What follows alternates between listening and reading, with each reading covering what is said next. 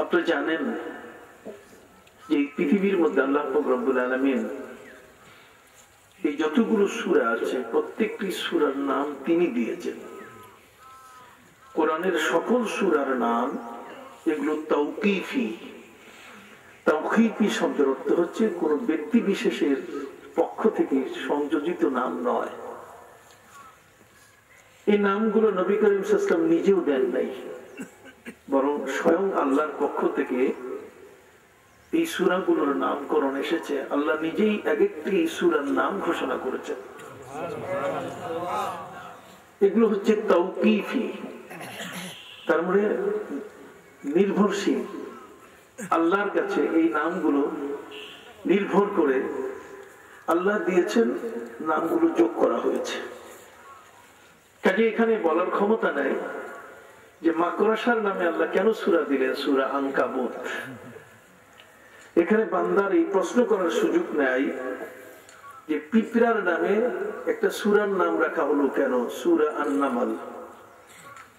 এখানে কারো প্রশ্ন করার অধিকার নাই যে আল্লাহ তাআলা সূরা আন-নাহল মৌমাছির নামে সূরা না দিয়ে অন্য নামও দিতে পারতেন। বরং পবিত্র কোরআন মজিদের 114টি সূরা, বিশাল এক ভলিউম। আজ কম্পিউটারাইজ ছাপাখানায় অক্ষরগুলো ছোট হয়ে আসার কারণে আমরা এটাকে সহজে নিতে পারছি, এটাকে উঠাতে পারছি। কিন্তু কোরআন মহাগ্রন্থ আল কোরআন 6666টি আয়াতের এক বিশাল সম্ভার। বিশ্বের মানবের জন্য এই কোরআনকে হেদায়েত গ্রন্থ হিসেবে পাঠানো হয়েছে। এই কোরআনের মধ্যে আল্লাহ সুবহানাহু ওয়া তাআলা প্রত্যেকটি সূরার নামকরণ করেছেন এবং একটি সূরা ছাড়া বাকি সকল সূরার শুরুতে বিসমিল্লাহ আছে। নবী করিম সাল্লাল্লাহু আলাইহি ওয়াসাল্লাম ইরশাদ করেছেন যে যতক্ষণ পর্যন্ত বিসমিল্লাহ নাজিল হতো না ততক্ষণ বোঝা যেত না যে একটা সূরা শেষ হয়েছে। কোন সূরার এন্ড, কোন সূরার সমাপ্তি। একটা সূরা নাজিল হচ্ছে কিন্তু এটা শেষ কখন হবে, শেষ তখনই বোঝা যেত যখন বিসমিল্লাহ নাজিল হতো। এই জন্য 114টি সূরার মধ্যে 113টি বিসমিল্লাহ আছে এবং 113টি বিসমিল্লাহ নাজিল হয়েছে। কোন সূরার সূচনা এবং কোন সূরার সমাপ্তি, একটি সূরা শেষ হলো আর আরেকটি সূরার শুরু হলো, একটি সূরার শেষ আরেকটি সূরার শুরু, এটা বুঝবার জন্য বিসমিল্লাহির রহমানির রহিমের জন্য অপেক্ষা করা হতো। এই জন্যে বিসমিল্লাহির রহমানির রহিম এটি হচ্ছে পবিত্র কোরআনের সবচেয়ে বেশি ব্যবহৃত একটি আয়াত এবং একটি পূর্ণাঙ্গ আয়াত। যদি কোনো ব্যক্তি সূরা ফাতিহার পরে শুধু বিসমিল্লাহির রহমানির রহিম পড়ে তার নামাজ হয়ে যাবে, যেটা কোরআনের আয়াত। এটা কোরআনের কি আয়াত। কিছু কিছু বিষয় আছে যেটা কোরআনের আয়াত নয়, কিন্তু আমরা অনেক সময় কোরআনের আয়াতের সাথে পড়ি। যেমন সূরা ফাতিহার পরে আমিন। সৌদি আরবে হজ করে যারা আসেন এক মাসের মধ্যে মুরিদ হয়ে দেশের 40-50 বছরের নামাজ ভুলে যান, ফিরে এসে সূরা ফাতিহার শেষে জোরে বলেন আমিন। এই জোরে যে আমিন শব্দটা, এটা কোরআনের কোন শব্দ নয়। যেটা কোরআনের শব্দ নয়, গায়রে কোরআন, কোরআন যেটা নয়, সেই শব্দটিকে সূরা ফাতিহার মতো উচ্চারণ করে পড়া যাবে না। এই জন্য আমিনটা আমরা হানাফি মাযহাব অনুযায়ী, আমাদের সাহেব কিবলা রাহমাতুল্লাহ আলাইহি সহ ওলিয়া উলিয়াদের মাযহাব হচ্ছে যেটাকে আস্তে পড়তে হবে, যেহেতু এটা কোরআন না। আমিন বলা হাদিস দ্বারা সাব্যস্ত, কিন্তু আমিন কোরআনের শব্দ নয়। আমি কি বুঝাতে পারছি আপনাদের? যদি এই বিষয়টি পরিষ্কার হয় তাহলে আজ থেকে একটা পরিষ্কার ধারণা আপনার মধ্যে সৃষ্টি হলো। নবী করিম সাল্লাল্লাহু আলাইহি ওয়াসাল্লাম ইরশাদ করেছেন, এই সূরাটি সূরা ফাতিহা, এটা সূরা মুনাজাত। আর যত ধরনের মুনাজাত আছে প্রত্যেকটা মুনাজাতের শেষে আমিন একটা বিষয় জড়িত আছে। হযরত মুসা আলাইহিস সালাম এবং হযরত হারুন দুই ভাইয়ে মিলে দোয়া করতেছেন। কি করতেছেন? দোয়া। এখন হযরত হারুন বলে, মুসা তুমি দোয়া করো। মুসা বলছেন, বড় ভাই আপনি দোয়া করেন।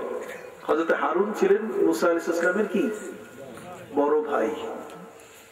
অতএব ভাইজান, বড় ভাই আপনি দোয়া করুন। হযরত হারুন বলছেন, মুসা তুমি দোয়া করো। এই দুইজনের মধ্যে ঠেলাঠেলি, এক পর্যায়ে এসে তারা সিদ্ধান্তে এসে গেলেন, ওয়াকাদ উজিবাত দাওয়াতুকুমা, একজন দোয়া করবে আর বাকি সবাই আমিন আমিন বলবে। কথা বল না, বাকি সবাই কি যে আমিন বলবে, যিনি দোয়া করছেন দোয়ার মধ্যে যিনি যা বলছেন আমিন যে ব্যক্তি বললো তার বেলায় তিনিও একই কথা বলছেন, এটা ধরে নেওয়া হবে। এই জন্যই হযরত মুসা দোয়া করতেন আর হযরত হারুন আলাইহিস সালাম আমিন আমিন বলতেন। যারা আমিন পড়ে তারা কিন্তু কম না। কথা বলো, যিনি দোয়া পড়ছেন তার দোয়ায় যতগুলো শব্দ তিনি উচ্চারণ করছেন আর পাশে যদি একজন আমিন বলে তাহলে ধরে নিতে হবে তিনিও ওই কথাগুলো বলছেন।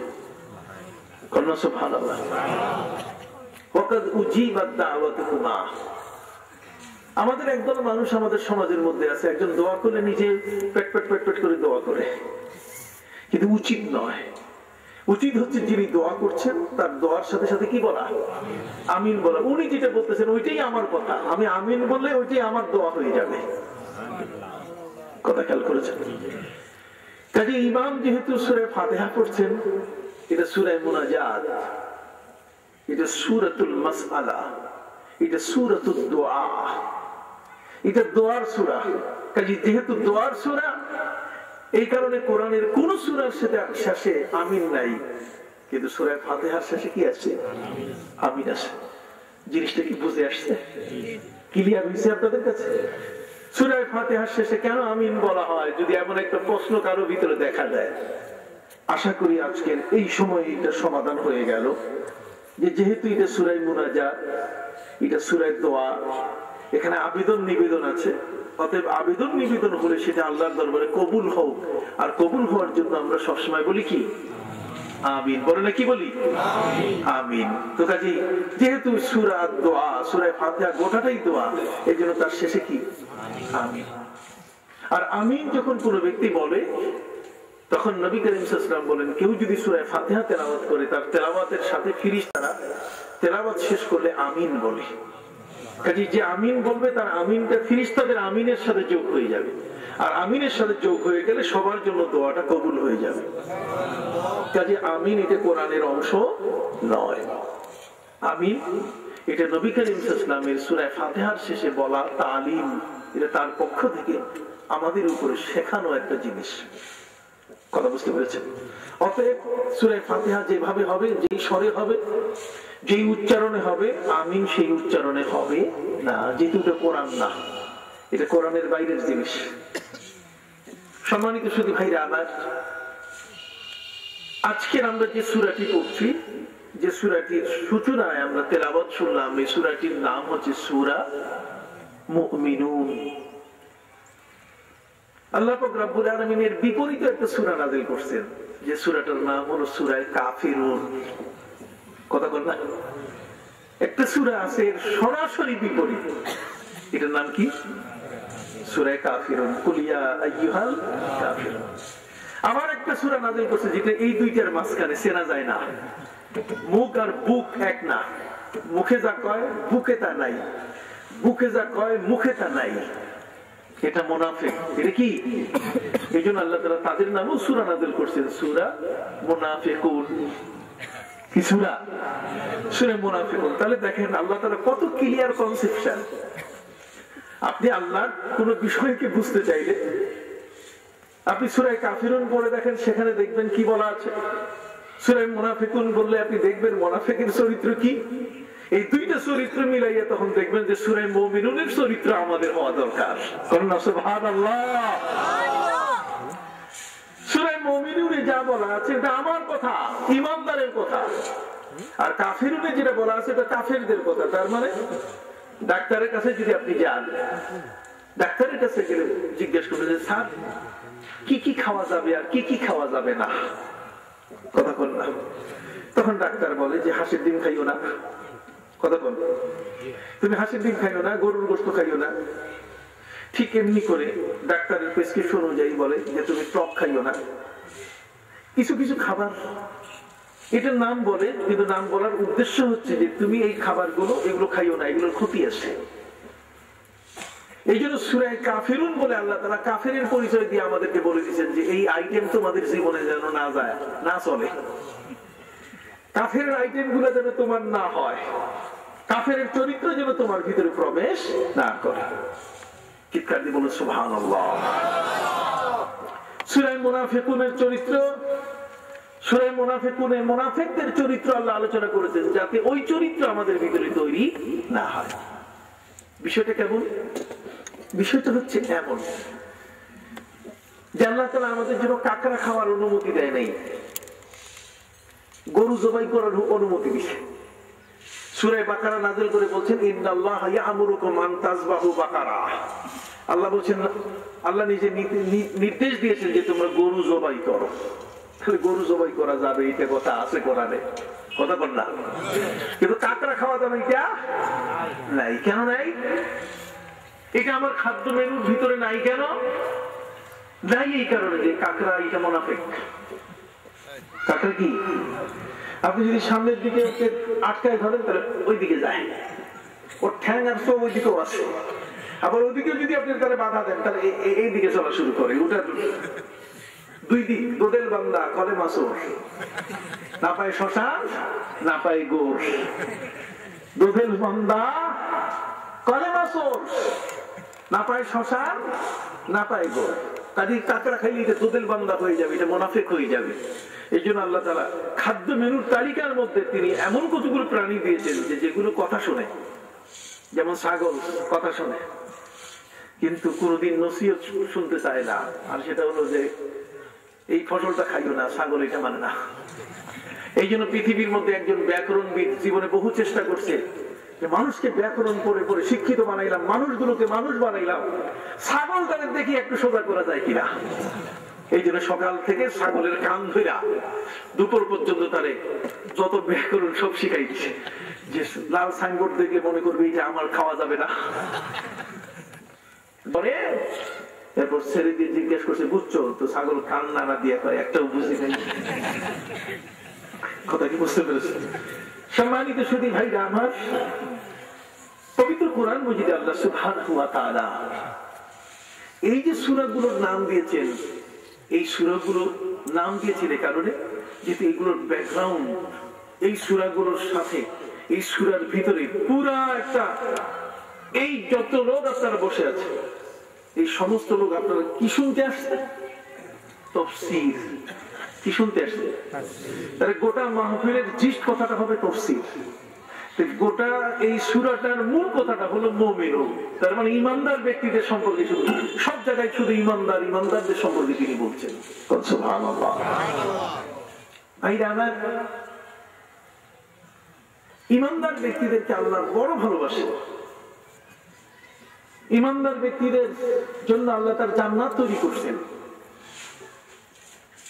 বিশাল এক জান্নাত।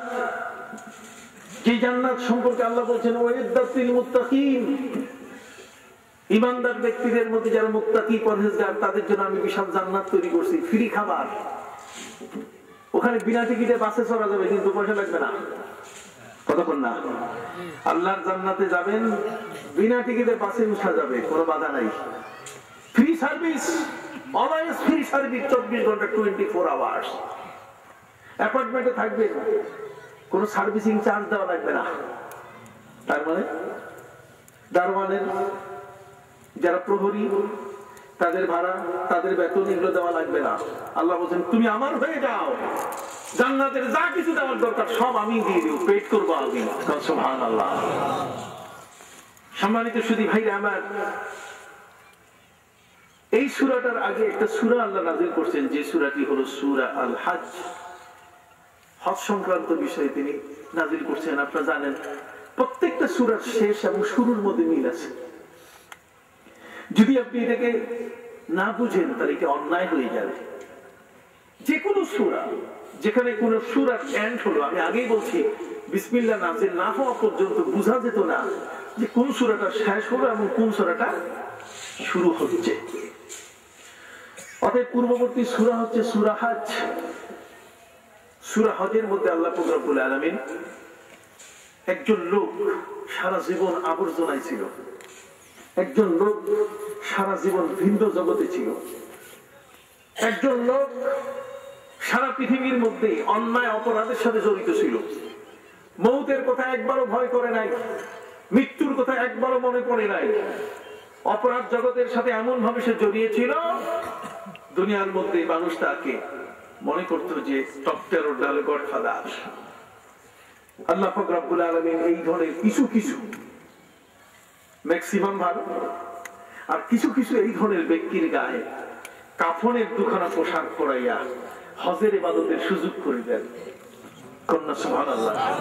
ওই লোকটার জীবনের যত পচন, তার জীবনের মধ্যে যতগুলো ত্রুটি আছে, যতগুলো দাগ আছে, ওই লোকটার দেহের মধ্যে যতগুলো আবর্জনা আছে, হজের ইবাদতের মাধ্যমে আল্লাহ তাআলা সব ক্লিন করে দেন, পরিষ্কার নার্সিং করে সবগুলো ক্লিন করে দেন। হজের ইবাদতে মানুষ একেবারে পবিত্র সাচ্চা মুমিন হইয়া দেশে ফিরে।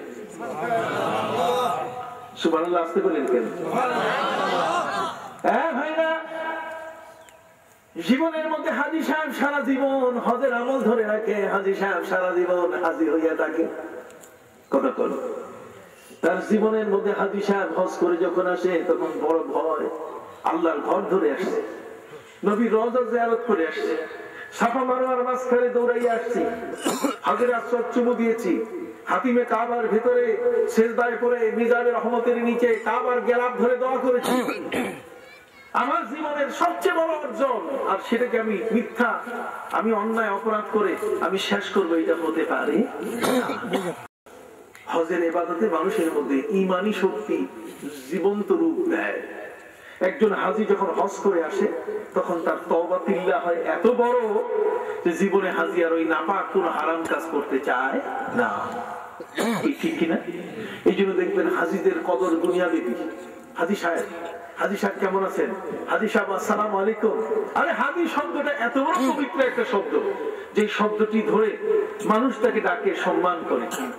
হজের ইবাদতে একজন মানুষের সাদা কাফনের মতো দুখানা কাফন পরাইয়া তার জীবনের যত বর্বরতা, তার জীবনের মধ্যে যত অহংকার, তার জীবনের মধ্যে যত ধরনের গর্ব দর্প, সবগুলো আল্লাহ মাটির সাথে মিশায় দেন। কাবা ঘরের চতুর্দিকে ঘুরাইয়া তার ঈমানকে এত বড় শানিত করেন, যে কারণে ওই ব্যক্তি তার জীবনের মধ্যে নতুন এক জীবন ফিরে পায়, ঈমান এবং ইসলামের দিক নির্দেশনা ফিরে পায়। এবং যেখানে ওই ব্যক্তি এখন আল্লাহকে ছাড়া আর কিছু বুঝে না, এই জন্য এই সূরাটার শেষ অংশে আল্লাহ সেই হাজী ব্যক্তির জবান থেকে উচ্চারণের জন্য বলে দিলেন, ওয়া মাওলাকুম ফানি'মাল মাওলা। আল্লাহ আকিমুস সালাত, নামাজ পড়ো, করতে হবে, ওয়াতু যাকাত। যেহেতু তুমি বড় লোক মানুষ, গরিব মানুষ কম করে, ধনীদের উপরে হজ ফরজ, তাদের উপরে তো যাকাতও ফরজ হয়। এই জন্য আল্লাহ পাক রব্বুল আলামিন হাজীকে তালিম দিয়ে দিলেন, যেখানে অনুষ্ঠিত হয় খোদ কাবা ঘর, তোমার জীবনে যেন নামাজটা বাদ না যায়, করে তুমি যেন যাকাতের মতো ইবাদত থেকে নিজকে বঞ্চিত। ফাআকিমুস সালাতা ওয়া আতুজ যাকাতা ওয়া আতাসিমু বিল্লাহ। জীবনের সর্বক্ষেত্রে তুমি আল্লাহকে ধরে রাখবে, পৃথিবীর মধ্যে কোনো এমন কিছু বিচ্ছিন্ন না করে। জীবনের মধ্যে হজ একবারে, কাজী গোটা জীবনের মধ্যে তুমি তোমার আল্লাহকে ছাড়া আর কাউকে তুমি মনে করবে তিনি আমার মাওলা এবং তিনি আমার কথা বল, তিনি উত্তম মদতগার। যেই মানুষগুলো ইহরামের দুই প্রস্থ সাদা হজের মতো পূর্ণ ইবাদত করে যে মানুষগুলোকে আল্লাহ নিট এন্ড ক্লিন করলেন, মানুষদের জন্য সূরা মুমিনুনে আল্লাহ তাআলা একের পর এক কথা বলছেন। যখন আপনি মসজিদে আসবেন তখন না আমি আপনাদের বলবো যে 2 রাকাত 4 রাকাত, মসজিদে ঢুকলে তারপর না বলবো যে এই আদব শিখতে হবে। কাজে একটা লোক যখন আল্লাহর পথে চলে এসেছে, একটা লোক যখন ইমামের পথে চলে আসছে, মুমিন যখন, তখন সেই লোকটাকে এখন কিছু উপদেশ দেওয়া দরকার। এই যে সূরা মুমিনুনের শুরুতে আল্লাহ পাক রব্বুল আলামিন ভাবে তাদেরকে এখন উপদেশ দেওয়া শুরু করলেন। সুবহানাল্লাহ। সাধারণ উপদেশ নয়, ঈমানকে রাখার উপদেশ। আজ আমাদের শিশুরা এখানে বসে আছে, হ্যাঁ ভাইরা, ছোট ছোট বাচ্চারা এখানে বসে আছে, শিশুরাও আমাদের, কিশোর যারা তারাও আমাদের ওয়াজের শ্রোতা, যারা তারাও আমাদের ওয়াজের শ্রোতা, বয়ঃসন্ধি যৌবনকাল পেরিয়ে যারা এই সমাজের মধ্যে যারা সংসার জীবনে প্রবেশ করেছেন তারাও আমাদের শ্রোতা কিনা। এই সর্বস্তরের ব্যক্তিকে লক্ষ্য করে আল্লাহ তিনি পরিষ্কার ভাষায় একটি কথা বলে দিলেন, আল্লাহর কথা পরিষ্কার, পেশাপেশি নাই। আল্লাহ ঈমানদার ব্যক্তি যারা তারা কামিয়াব হয়ে গেছে, নাই। সুবহানাল্লাহ। আফলাহাল মুমিনুন, ঈমানদার সফল কাম হয়ে গেছে। কারণ ঈমানদার সফল কাম হবে না। আমার আল্লাহ বলেন সফল কাম হবে, আর কে হবে না তোমাদেরকে আমি বলে দেই। আল্লাহ বলেন সবাই বিসমিল্লাহির রহমানির রহিম। আসরি ইন্নাল ইনসানা ফি খুসর ইল্লাল্লাযিনা আমানু ওয়া আমিলুস সালিহাত। পবিত্র কোরআন মজিদে আল্লাহ বলেন সমস্ত মানুষ বিপদের মধ্যে আছে। ঘুষের বাচ্চা ঘুষ কথা কর, দুনিয়ার মধ্যে দুনিয়ার মধ্যে ইহুদিরা বিপদে আছে, খ্রিস্টানরা বিপদে আছে, দুনিয়ার মধ্যে বৌদ্ধরা বিপদে আছে, শিখরা বিপদে আছে, দুনিয়ার মধ্যে দাঙ্গাবাজ যারা তারা টেন্ডারবাজ বিপদে আছে, দুনিয়ার মধ্যে যারা আইল ঠকায়, জমি দখল করে, দুনিয়ার মধ্যে কম্বল চোর সব বিপদে আসে, ইল্লাল্লাযিনা আমানু, কিন্তু ঈমানদার ব্যক্তি বিপদে নাই। ঈমানদার আছে, সে কোনদিন বিপদে, এই জন্য আল্লাহ বলছেন বিপদে নাই যেহেতু কাজে আমি পরিষ্কার বলে দেই, কাদ ফালাহাল মুমিনুন, কয় মুমিন কারা হলো যার উপরে বিপদ আসে আর বিপদে কোনদিন আল্লাহকে বলে না। মুমিন কারা? পবিত্র কোরআন মজিদে আল্লাহ বলেন হাসিবান নাসু আন ইয়াকুলু আমান্না হুম লা ইফতানুন। মুমিন যারা, এই পৃথিবীর মধ্যে তাদের ভয়ানক পরীক্ষা, যার ঈমান নাই তার কোনো পরীক্ষা নাই, ও খারাইয়া পেশাব করে ও কত রকম রং ঢং করে চলে, জেনা, বেবিচার, পাপাচার, কামাচার, অন্যায়, অবিচার সব ধরনের জড়িত হয়ে আছে। কিন্তু ঈমানদার ব্যক্তির সামনে এগুলো আসে, ঈমানদার ব্যক্তি যখন এটা দেখে তখন সে আস্তাগফিরুল্লাহ। ওয়া ইমরাতু যাতু হাসাবিন ওয়া নাসাবিন, কোন যুবতী নারী যখন কোন ঈমানদার ব্যক্তিকে আশা পূরণ করার জন্য ডাকে,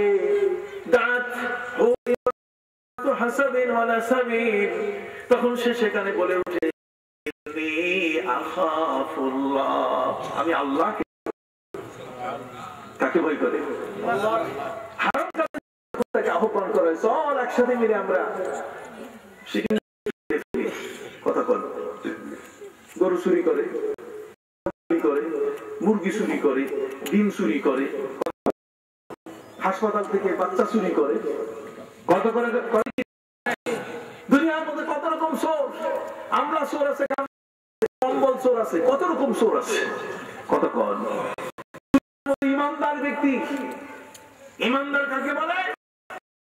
ইমানদার ব্যক্তি তাকেই বলে যার কোনো খেয়ানতদারি নাই, যে জীবনে কোনোদিন খেয়ানতদারি জানে না, খেয়ানত করা জানে না, কারো অধিকারকে ধ্বংস করা চিনে না, তাকে বলে কি?